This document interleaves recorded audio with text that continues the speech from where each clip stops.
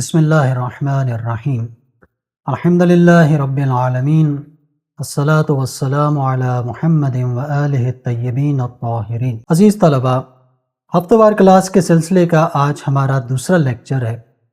آپ کو یاد ہوگا کہ پہلے لیکچر میں ہم نے جن پوائنٹس پہ بات کی تھی اس میں بنیادی پوائنٹ یہ تھا کہ دین کی تعریف کیا ہے، اور پھر ہم نے اس میں واضح کرنے کی کوشش کی کہ دین بنیادی طور پر 3 شعبوں پر مشتمل ہوتا ہے، جس کا پہلا شعبہ اعتقادات ہے، دوسرا اخلاقیات ہے، اور تیسرا احکام دین، جن کو فقہی احکام یا شرعی احکام بھی کہا جاتا ہے۔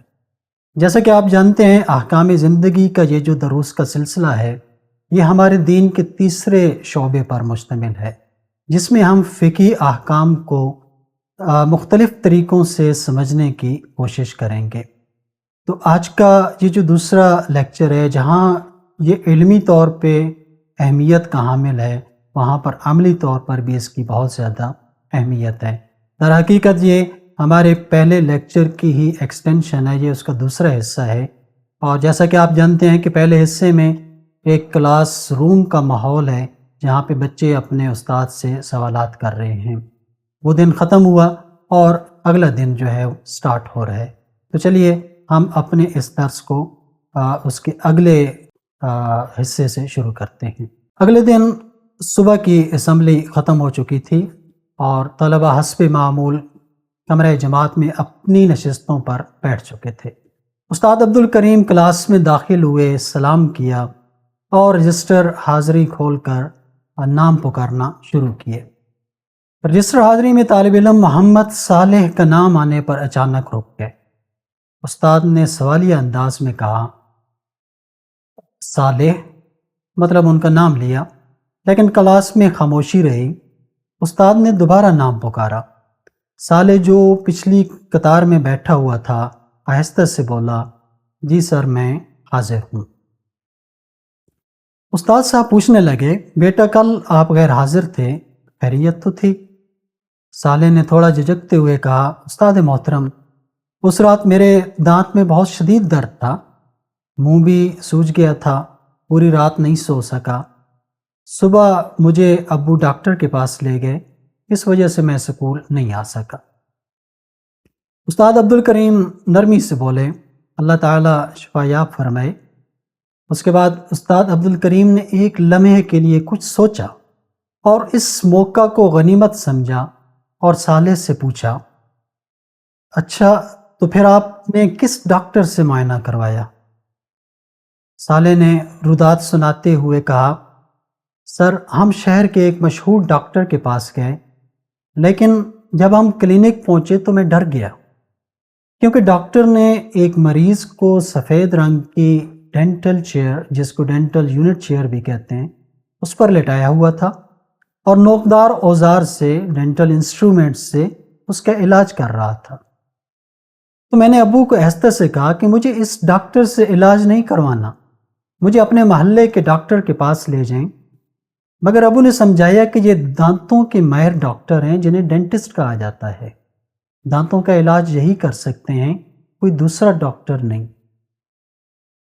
استاد عبدالکریم باقی طلاب کی طرف متوجہ ہوئے اور کہنے لگے، بچوں، آپ نے غور کیا؟ یہ بات ہمیں ایک اہم نقطے کی طرف متوجہ کرتی ہے۔ ذرا بتاؤ، صالح کے ابو نے کیا سمجھایا تھا؟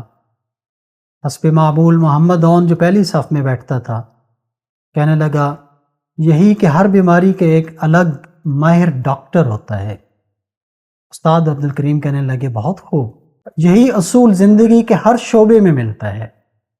پھر کہنے لگے کہ میں بعد میں اس کی وضاحت کرتا ہوں، پہلے ہم صالح کی ساری بات سن لیتے ہیں۔ محمد صالح نے اپنی بات آگے بڑھائی اور کہنے لگے کہ اس ڈاکٹر نے میرے دانتوں کا معائنہ کیا اور بتایا کہ صفائی نہ کرنے کی وجہ سے کیڑا لگ گیا تھا۔ پھر انہوں نے صفائی کی اور دوا دی، اور ساتھ یہ نصیحت بھی کی کہ اگر دانت صحت مند رکھنے ہیں تو روزانہ صبح اور رات کو برش کرنا ضروری ہے۔ استاد نے مسکراتے ہوئے کہا، خوب، تو صالح کا دانت کا درد صرف تکلیف نہیں تھا، بلکہ ایک سبق بھی تھا۔ پھر استاد عبد الکریم نے سبق دن کے سبق سے ربط جوڑتے ہوئے کہا، دیکھو بچوں، کل کے سبق میں ہم نے بات کی تھی کہ دین ایک مکمل نظام ہے۔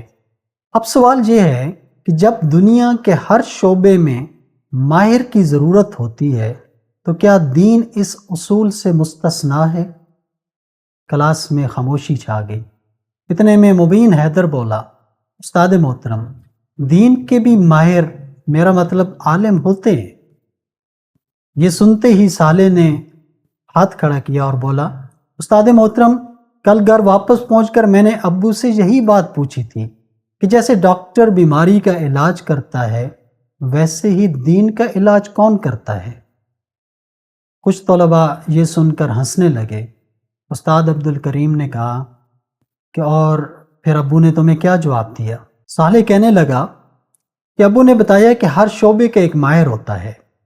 جیسے ڈاکٹر موبائل نہیں بنا سکتا اور موبائل ریپیئر کرنے والا مریضوں کا علاج نہیں کر سکتا، لہذا دنیا کے ہر شعبے کی طرح دینی اور شرعی مسائل کے ماہر عالم موجود ہوتے ہیں، جن کی طرف ہم دینی مسائل جاننے کے لیے رجوع کرتے ہیں۔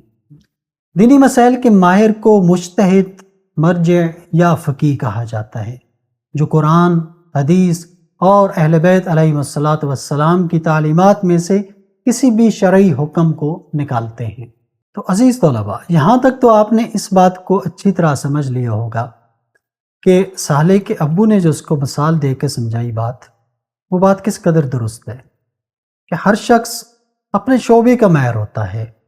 ایک لازمی نہیں کہ ایک شعبے کا ماہر کسی دوسرے شعبے کا بھی ماہر ہو، جس کی ایک مثال موبائل ریپیئر کرنے والے کی ہے کہ موبائل ریپیئر کرنے والا ڈاکٹر نہیں ہوتا، یا اگر ایک شخص ڈاکٹر ہے تو موبائل ریپیئر نہیں کر سکتا ہے۔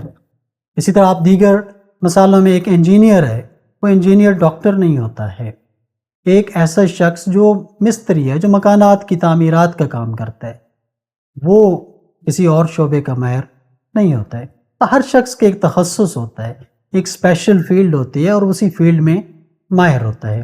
چنانچہ یہی بات صالح کو اس کے والد نے بھی سمجھائی کہ جس طرح باقی تمام دنیا کے علوم کے شعبوں کے ماہر ہوتے ہیں، اسی طرح دینی علوم کے شعبے کا بھی جو ایک ماہر ہوتا ہے، جس کو ہم مرجع کہتے ہیں، جس کو ہم فقیہ کہتے ہیں۔ بہت خوب صالح، آپ کے دانت کے درد نے تو ہمارا آج کا سبق آسان کر دیا ہے، کیونکہ آج ہمارے سبق کا موضوع ہی یہی ہے کہ عبادات، عملی احکام، فقہی مسائل میں ضروری ہے کہ ہم کسی جامع الشرائط مجتہد کی تقلید اور پیروی کریں، کیونکہ وہ اس شعبے کا ماہر ہوتا ہے اور ہمارے شرعی مسائل کو حل کرتا ہے۔ ایک مجتہد اور فقیہ ہمارے امام زمانہ علیہ السلام کا نائب ہوتا ہے، اس کی اطاعت ایسے ہی ہے جیسے امام معصوم کی اطاعت ہے، کیونکہ ہمارے آخری امام زمان عجل اللہ فرجہ شریف جب بھی حکم خدا پردہ غیبت میں چلے گئے، اس وقت یہ حکم دے کر گئے کہ روزمرہ زندگی میں پیش آنے والے معاملات میں ہماری احادیث کو روایت کرنے والے فقہاء اور مجتہدین کی طرف رجوع کرنا، کیونکہ وہ میری طرف سے تم پر ویسے ہی حجت ہیں جیسے اللہ تعالیٰ کی طرف سے میں تم پر حجت ہوں۔ اور پھر استاد عبد الکریم نے حضرت امام حسن عسکری علیہ السلام کی روایت بھی سنائی بچوں کو۔ فرمایا کہ امام فرماتے ہیں کہ فقہاء میں سے جو شخص اپنے نفس کی حفاظت کرنے والا ہو، خداوند متعال کے دین کا محافظ اور نگہبان ہو، اپنی نفسانی خواہشات کی مخالفت کرے، خداوند متعال اور اپنے مولائے حقیقی کے امر اور فرمان کا مطیع ہو، تو مسلمانوں پر لازم ہے کہ اس کی تقلید کریں۔ مجھے امید ہے کہ آپ سامعین اور آپ ناظرین میرے ساتھ ہوں گے اور اس میں آپ لوگ اس چیز پہ غور کر رہے ہوں گے کہ جو سوال و جواب کا سلسلہ جاری ہے، اس میں استاد عبد الکریم کس طرح بچوں کے ایک خاص پوائنٹ کی طرف لے کے سٹیپ بائی سٹیپ جا رہے ہیں۔ اب یہاں پہ ایک بڑا اہم سوال سامنے آتا ہے۔ اس کلاس کے درمیان موجود ایک طالب علم جس کا نام رضا علی ہے، وہ سوال کے لیے ہاتھ اٹھاتا ہے اور پوچھتا ہے، استاد محترم، میں سوچ رہا ہوں کہ جب پہلے 11 اماموں کے زمانے کے لوگ امام کے پاس آ کر اپنا مسئلہ پوچھتے تھے، پھر ہم کیوں کسی اور سے اپنا دینی مسئلہ پوچھیں؟ ہم اپنے وقت کے امام سے کیوں نہیں پوچھ سکتے؟ استاد عبد الکریم نے کہا بہت اچھا سوال ہے۔ دیکھو بیٹا، پہلے 11 ائمہ کے زمانے میں بھی یہ بات ممکن نہ تھی کہ دنیا کے ہر کونے سے ہر کوئی اپنا مسئلہ پوچھنے کے لیے امام کے پاس خود حاضر ہوتا، اس لیے کہ ہر امام نے مختلف علاقوں میں اپنے شاگرد بھیج رکھے تھے جو دین سے مکمل طور پر آگاہ تھے۔ پھر ہر علاقے کے لوگ امام علیہ السلام کے حکم پر اپنے دینی اور شرعی مسائل انہی سے پوچھا کرتے تھے۔ پھر استاد عبد الکریم نے مثال دی کہ ایک صحابی ہیں امام جعفر صادق علیہ السلام کے، جن کا نام عبداللہ بن ابی یعفور ہے۔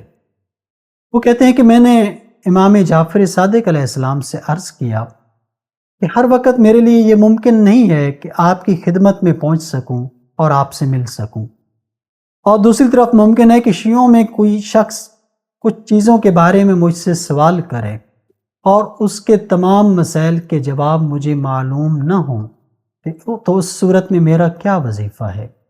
اب یہ وہی سوال جو رضا علی نے کیا، تو یہ مسئلہ تو اس دور میں بھی موجود ہے کہ جب چھٹے امام کا دور چل رہا ہے، اور یہ شخص بھی وہی سوال رکھتا ہے کہ میں جس شہر میں رہتا ہوں وہاں سے ہر وقت آپ کی خدمت میں حاضر ہونا، مسائل کو پوچھنے کے لیے مشکل ہے، دشوار ہے، بہت زیادہ سفر کرنا پڑتا ہے، تو اس وقت میرا وظیفہ کیا ہے؟ میں لوگوں کے سوالات کے جوابات کیسے دوں؟ تو امام علیہ السلام نے فرمایا کہ اس صورت میں تم محمد ابن مسلم کی طرف رجوع کیوں نہیں کرتے؟ یہ امام کا وہ صحابی ہے کہ جو عبداللہ ابن ابی یعفور کے علاقے کے قریب ترین موجود تھا، اس لیے امام نے ریفر کیا محمد ابن مسلم کی طرف کہ تم اس کی طرف کیوں رجوع نہیں کرتے؟ جو کچھ بھی معلوم نہ ہو محمد ابن مسلم سے سوال کرو۔ کیوں؟ کیونکہ انہوں نے میرے والد امام باقر علیہ السلام سے مسائل کو سیکھا ہے، اور محمد ابن مسلم میرے بابا کے نزدیک ایک صاحب عزت اور محترم شخصیت تھی۔ اس کو آسان لفظوں میں کہوں تو اس دور کے مجتہد اور فقیہ تھے محمد ابن مسلم، جن کی طرف امام جعفر صادق علیہ السلام نے اپنے صحابی کو ریفر کیا کہ آپ اپنے مسائل شرعیہ میں ان کی طرف رجوع کرو اور وہ جواب دیں، اس پہ عمل کرو۔ اسی طرح 8ویں امام امام علی رضا علیہ السلام کے پاس ایک شخص آتا ہے جس کا نام علی ابن مسیب ہے، اور امام سے کہنے لگا مولا، میں بہت دور دراز علاقے سے آیا ہوں، میرے لیے ہر مسئلہ پوچھنے کے لیے آپ تک پہنچنا ممکن نہیں ہے، آپ بتائیے میں کس سے اپنے دینی مسائل پوچھا کروں؟ امام علیہ السلام نے فرمایا زکریا بن آدم کمی سے اپنے دینی مسئلے پوچھا کرو، وہ تمہارے علاقے میں ہمارے قابل اعتماد نمائندہ ہیں اور دینی اور دنیاوی امور میں ماہر ہیں۔ یہ سن کر علی ابن مسیب بہت خوش ہوا۔ گھر واپس جانے کے بعد جب کبھی انہوں نے جب ان کو کوئی دینی مسئلہ درپیش ہوتا تھا تو امام علیہ السلام کے حکم کے مطابق زکریا بن آدم سے پوچھ لیا کرتے تھے۔ عزیز طلبہ، اسی کو تقلید کہتے ہیں، یعنی ایک معصوم امام کے مقرر کردہ علمی نمائندوں کی پیروی کرنا، وہ جو حکم دیں وہ حکم در حقیقت حکم امام ہوتا ہے۔ اور اسی کو امام زمانہ نے فرمایا کہ میں جس طرح اللہ کی طرف سے حجت ہوں، اسی طرح وہ فقہا جو علم رکھنے والے صاحبان علم ہیں، جامع و شرائط مجتہدین ہیں، وہ بھی تمہارے اوپر میری طرف سے حجت ہیں۔ کلاس میں موجود حسین علی کہنے لگا استاد محترم، کیا مجتہدین کی بات ماننا اور ان کی تقلید کرنا ہمارے اوپر لازم ہے، یا دوسرے الفاظ میں ہمارے اوپر یہ لازم کیوں ہے؟ استاد عبد الکریم نے اس کا بڑا خوبصورت جواب دیا کہ بیٹا، انسانی زندگی کا یہ آفاقی اور فطری قانون ہے کہ جب انسان کسی شعبے میں مہارت نہیں رکھتا تو وہ اس شعبے کے ماہر کی طرف رجوع کرتا ہے۔ آپ نے یہاں پہ ایک چیز نوٹ کی ہوگی استاد عبد الکریم کی اس بات میں کہ انہوں نے جو پہلی دلیل دی ہے تقلید کے لازم ہونے کے لیے، وہ ہے فطری قانون، یعنی کہ یہ ہماری فطرت کے اندر ہے۔ ازل سے شروع سے ہی انسان، آپ دیکھیں کہ جب سے انسان کی اجتماعی تاریخ شروع ہوتی ہے، جہاں پہ انسان ایک دوسرے کا محتاج ہوتا ہے اپنی ضروریات کو پوری کرنے کے لیے، اس وقت سے آپ دیکھیں تو یہ سلسلہ چلتا آ رہا ہے۔ انسان کی فطرت کے اندر رکھ دیا گیا ہے کہ جس چیز کا آپ کو علم نہیں ہے، جس چیز میں آپ کو مہارت نہیں ہے، تو آپ ماہر کی طرف رابطہ کریں۔ چنانچہ ہم دیکھتے ہیں اپنی روزمرہ زندگی میں، ہماری گاڑی خراب ہوگی، ہم ماہر کے پاس لے کے جاتے ہیں، چونکہ ہم نہیں جانتے، اس ماہر کی ہم تقلید میں ہوتے ہیں۔ ہم اپنے گھر بنواتے ہیں، ہمیں کسی انجینئر کے پاس جانا پڑتا ہے، نقشہ بنوانا پڑتا ہے، کسی مستری کے پاس جانا پڑتا ہے، مزدور کے پاس جانا پڑتا ہے، اس لیے کہ وہ اس کام کے ماہر ہیں۔ یہ انسان کی فطرت ہے، وہ جس چیز کو نہیں جانتا اس کے پاس جاتا ہے جو جانتے ہیں، اور یہی حکم قرآن بھی ہے کہ تم اہل علم سے سوال کرو۔ تو اس کے بعد فرمانے لگے استاد عبد الکریم کہ جیسے آپ ڈاکٹر کی طرف رجوع کرتے ہیں، کیونکہ آپ تو ڈاکٹر نہیں ہیں اور اپنی بیماری کا علاج خود نہیں کر سکتے، ایسے ہی ہم دین اور قرآن و حدیث میں اس قدر ماہر نہیں ہوتے کہ اپنی ذمہ داریاں اور فقہی مسائل کا حل خود جان سکیں۔ اس لیے ضروری ہے کہ بیماری کے وقت ڈاکٹر کی طرف اور دینی مسائل کے حل کے لیے مجتہد کی طرف رجوع کریں، اور پھر یہ عقل کا تقاضا بھی ہے اور ہمارے امام کا حکم بھی ہے۔ اس لیے مجتہد کی تقلید کرنے سے دینی مسائل کا صحیح علم بھی ہم تک پہنچ جاتا ہے۔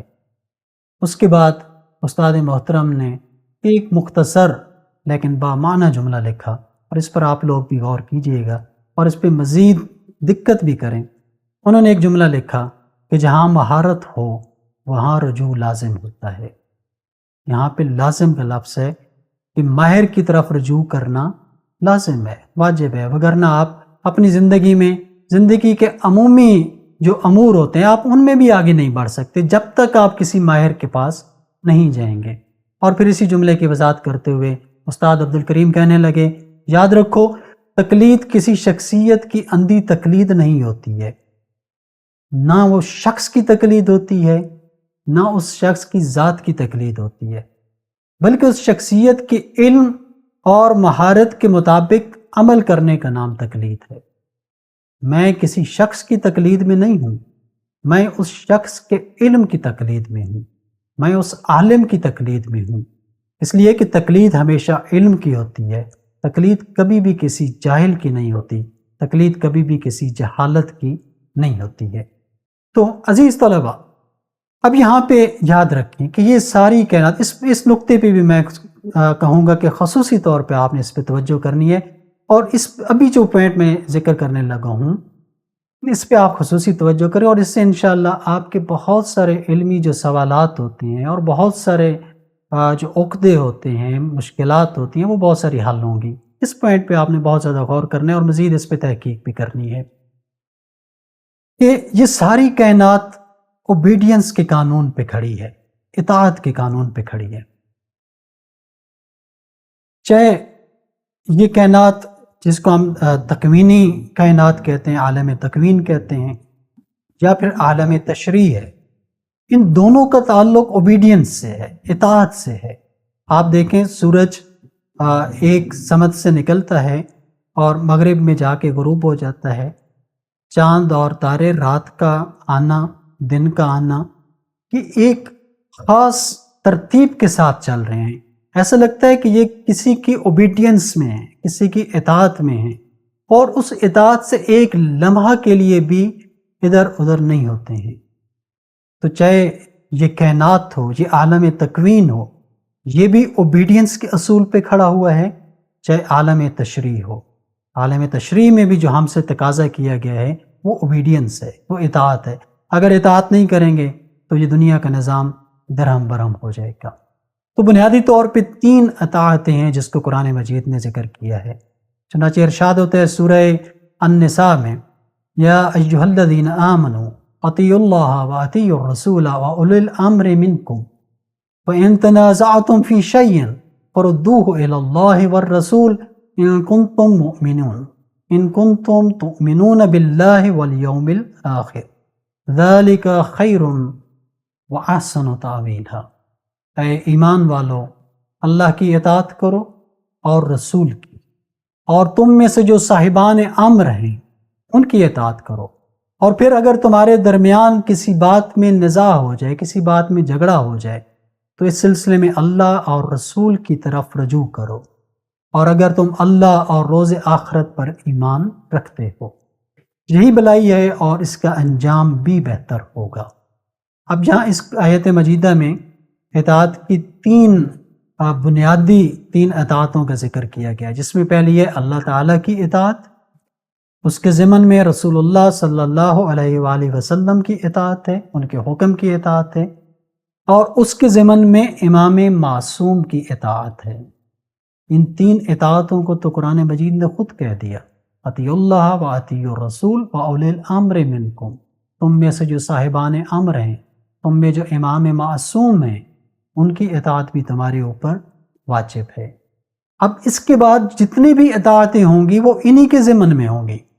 چنانچہ امام معصوم نے کہا کہ اب میں چونکہ غیبت میں جا رہا ہوں، میں ڈائریکٹ آپ سے مل نہیں سکتا، آپ کے مسائل کو سن نہیں سکتا، اب میرا حکم یہ ہے کہ تم جامع و شرائط فقیہ کی اطاعت میں چلے جاؤ، وہ تم کو جو حکم دے وہ میری اطاعت ہوگی۔ میری اطاعت رسول اللہ کی اطاعت ہے، اور رسول اللہ کی اطاعت حقیقت میں اللہ کی اطاعت ہے۔ اس درس کو جہاں سے ہم نے شروع کیا تھا کہ سوال سے نظام تک، یہ وہ نظام ہے، یہ وہ نظام اطاعت ہے کہ جس سے باہر اگر ہم نکلتے ہیں تو یہ معاشرہ درہم برہم ہو جاتا ہے۔ اس اطاعت کے اصول نے معاشروں کو آپس میں جوڑ کے رکھا ہوا ہے، انسانیت کو آپس میں جوڑ کے رکھا ہوا ہے۔ اگر اطاعت کامل کی جائے تو یہ معاشرہ ایک بہترین اور پرامن معاشرہ بن سکتا ہے۔ اس کے علاوہ جتنی بھی اطاعتیں آتی ہیں، والدین کی اطاعت ہو، اساتذہ کی اطاعت ہو، بڑے بھائی کی اطاعت ہو، بڑوں کی اطاعت ہو، وہ ساری کی ساری اطاعتیں انہی اطاعتوں کے ضمن میں آتی ہیں۔ اگر ان اطاعتوں سے ہٹ کے کسی کی اطاعت کریں گے یا کسی کی بیعت کریں گے تو وہ پھر اطاعت نہیں کہلائے گی، بلکہ وہ اللہ تعالیٰ کی نافرمانی میں چلی جائے گی۔ چنانچہ سب سے پہلا نافرمان جو تھا وہ ابلیس تھا، جس نے اس قاعدہ اطاعت کو، اس اصول اطاعت کو توڑا تھا۔ چنانچہ یہ خود ایک دلیل ہے کہ مجتہد کی اطاعت کیوں ضروری ہے، اس لیے کہ یہ اطاعت امام کے حکم کے تحت اطاعت ہے، یہ اطاعت رسول اللہ کے حکم کے تحت اطاعت ہے، اور یہ اطاعت اللہ تعالیٰ کے حکم کے تحت اطاعت ہے۔ اب یہاں سے معاملہ آخر درس کی طرف چلتا ہے۔ ایک بچہ وہاں پہ بیٹھا ہے، نوجوان ہے، علی مہدی۔ وہ کہتا ہے کہ استاد محترم، مجھے یہ بتاتے ہوئے شرمندگی بھی ہو رہی ہے کہ میری عمر اس وقت 19 سال ہو چکی ہے، مگر میں نے ابھی تک کسی مجتہد کی تقلید نہیں کی۔ یہ مسئلہ نوجوانوں کو درپیش ہوتا ہے۔ بعض گھروں کا ماحول، بعض معاشروں کا ماحول ایسا ہوتا ہے جہاں لوگوں تک یہ بات صحیح معنوں میں پہنچی نہیں ہوتی کہ انہوں نے فقہی احکام کو کہاں سے سیکھنا ہے۔ وہ نمازیں تو پڑھ رہے ہوتے ہیں، روزے بھی رکھ رہے ہوتے ہیں، دیگر عبادات بھی کر رہے ہوتے ہیں، لیکن باقاعدہ کسی عالم، کسی مجتہد کی، کسی فقیہ کی توضیح المسائل یا ان کے فقہی احکام کو فالو نہیں کر رہے ہوتے۔ انہی میں سے ایک بچہ علی مہدی بھی ہے۔ یہ کہتا ہے کہ مجھے شرمندگی ہو رہی ہے، میں نے تو آج تک نماز پڑھتا ہوں، روزے رکھتا ہوں، لیکن مجھے اس چیز کا علم نہیں تھا۔ اب میں تقلید کرنا چاہتا ہوں، کس مجتہد کی تقلید کروں؟ استاد عبدالکریم کہنے لگے، بیٹا آپ کو کسی عالم اور کسی عادل مجتہد کی تقلید کرنی ہوگی۔ میں اس کا ایک عمومی قاعدہ بتا دیتا ہوں۔ ایک عام انسان خود یہ فیصلہ نہیں کر سکتا کہ کون سا مجتہد سب سے زیادہ علم رکھنے والا ہے، جس کو عالم کہا جاتا ہے۔ اس لیے فقہا نے عالم مجتہد کو پہچاننے کے لیے 3 شرعی طریقے مقرر کیے ہیں۔ ان 3 طریقوں سے جان سکتے ہیں کہ کون سا مجتہد عالم ہے، اور پھر اس مجتہد کی تقلید شروع کی جا سکتی ہے۔ وہ 3 طریقے کون سے ہیں؟ پہلا طریقہ ہے خود انسان کو یقین ہو جائے۔ البتہ یہ طریقہ صرف ان لوگوں کے لیے ہے جو خود اہل علم ہوں اور مجتہدین کے علمی معیارات کو جانچ سکتے ہوں۔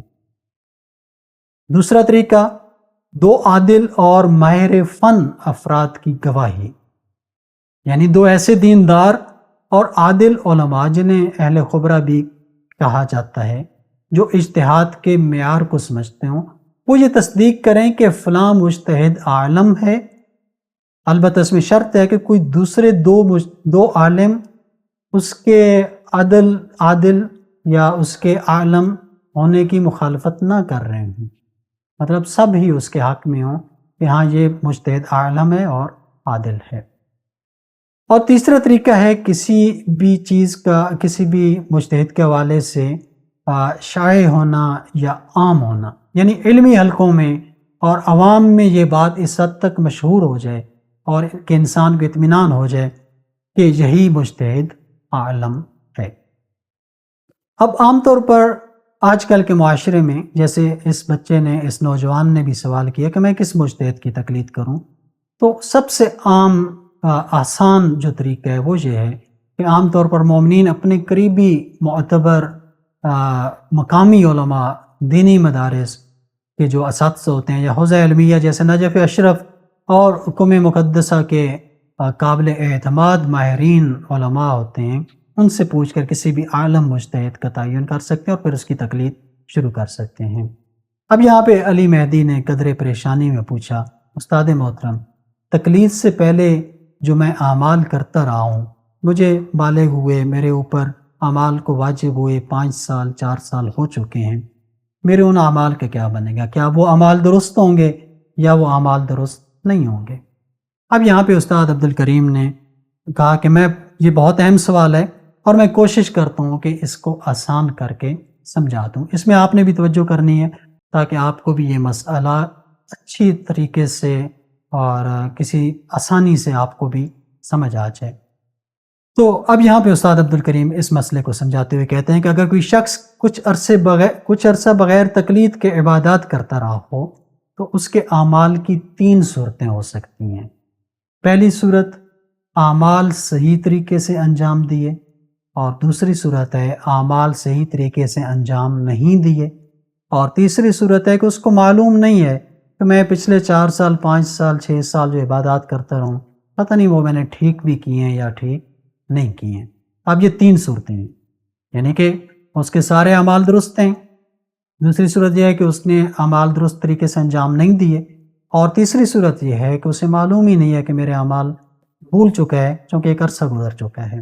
اب پہلی صورت کی وضاحت کرتے ہوئے کہتے ہیں کہ اگر اس کے اعمال اتفاقاً اسی مجتہد کے فتوے کے مطابق ہوں جس کی اب وہ تقلید شروع کر رہا ہے تو اس کے پچھلے اعمال درست تصور ہوں گے۔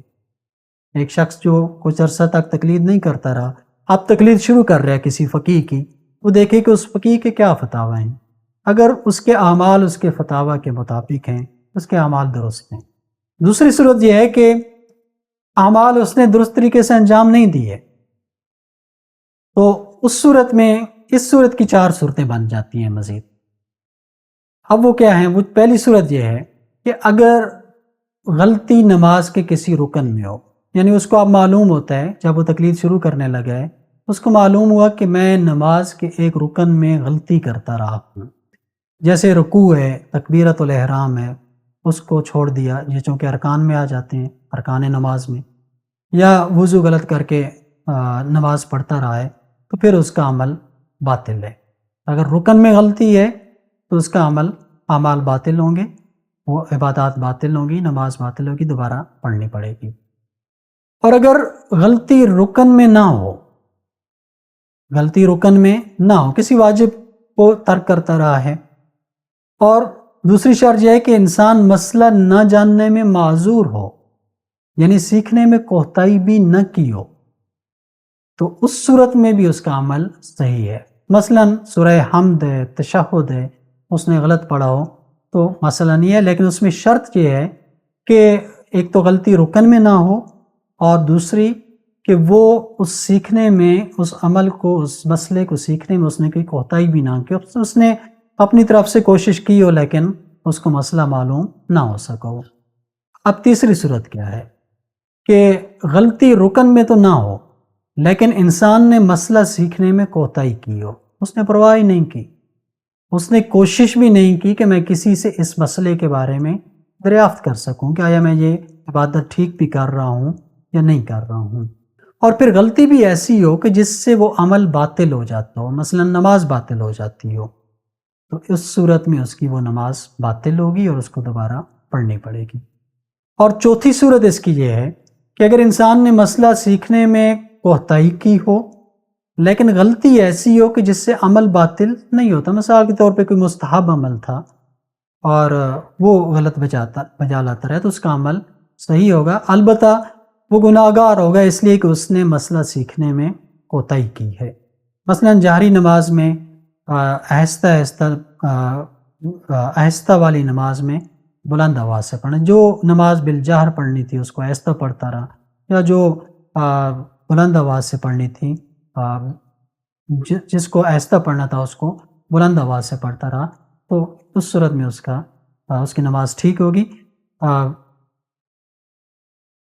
اس کے بعد تیسری صورت آ جاتی کہ اس کو پچھلے اعمال یاد ہی نہیں ہیں، جس طرح میں نے کہا کہ ایک عرصہ گزر چکا ہے، 5-6 سال گزر چکے ہیں، اگر انسان کو یاد ہی نہ ہو کہ اس نے عبادات صحیح انجام دی تھیں یا نہیں دی، لیکن احتمال ہو کہ صحیح انجام دی تھی، اس کا ذہن اس طرف جا رہا ہے کہ تقریباً میری اعمال جو ہے وہ ٹھیک ہی تھے، تو اس صورت میں اس کے پچھلے اعمال درست تصور کیے جائیں گے۔ اسی اثناء میں گھنٹی بجتی ہے، جس کا مطلب ہے کہ پہلا پیریڈ ختم ہو چکا تھا، اور سالے نے آہستہ سے کہا، استاد محترم کل دانت کا درد بھی ختم ہو گیا اور آج کا سارا سبق بھی حل ہو گیا۔ استاد عبدالکریم نے مسکرا کر کہا، کبھی کبھی درد اور تکلیف انسان کے لیے ہدایت کا دروازہ بن جاتے ہیں، اس لیے انسان کو درد اور تکلیف کو ایک نعمت کے طور پہ دیکھنا چاہیے۔ کبھی کبھی درد اور تکلیف انسان کے لیے بہت بڑی نعمت بن جاتے ہیں۔ تو آج کے اس درس میں جو میں نے سیکھا، میں نے اس سبق میں تخصص، اسپیشلائزیشن اور تقلید کے اصول کو عملی مثال کے ذریعے سمجھا ہے۔ یہ در حقیقت خلاصہ ہے آج کے لیکچر کا۔ اس میں آپ اپنے طور پہ بھی ایک نوٹس بنا سکتے ہیں کہ آج کے لیکچر میں نے کیا سیکھا۔ میں نے سمجھا کہ جیسے جسمانی بیماری کے لیے ماہر ڈاکٹر کی ضرورت ہوتی ہے، ویسے ہی دینی مسائل کے لیے مجتہد کی طرف رجوع کرنا فطری، عقلی اور شرعی تقاضا ہے۔ تقلید آج کی ایجاد نہیں ہے، بلکہ ائمہ اہل بیت علیہم الصلاۃ والسلام کے ادوار اور امام زمانہ کی غیبت کے دور میں فقہا کی نیابت کا تصور تاریخی شواہد کے ساتھ ثابت ہے۔ میرے لیے یہ نقطہ بھی واضح ہوا کہ عقائد میں تحقیق اور فقہ میں تقلید دین کے متوازن نظام کا بنیادی ستون ہیں۔ یہیں پہ ہم اس آج کے لیکچر کو ختم کریں گے، اور آپ کے لیے ہمیشہ کی طرح کچھ مشقی سوالات، اور میری خواہش ہوتی ہے کہ اس درس کو سننے کے بعد، پڑھنے کے بعد آپ کے اپنے ذہن میں جو سوالات آتے ہیں ان کو بھی لکھیں، اور اس کے ساتھ ساتھ ان سوالات کے جوابات بھی لکھیں، اس لیے کہ ان کو لکھنے سے آپ کو 100% فائدہ ہی ہوگا۔ تو یہ آپ سوال جو ہے ان کو غور سے پڑھیں، اور پھر کوشش کریں کہ جو آپ نوٹ بک بنائی ہے ان کے اوپر اس کے جوابات بھی لکھیں۔ انشاءاللہ اگلے ہفتے ایک نئے ٹاپک کے ساتھ حاضر ہوں گے، تب تک کے لیے سلامت رہیں۔ اللہ حافظ۔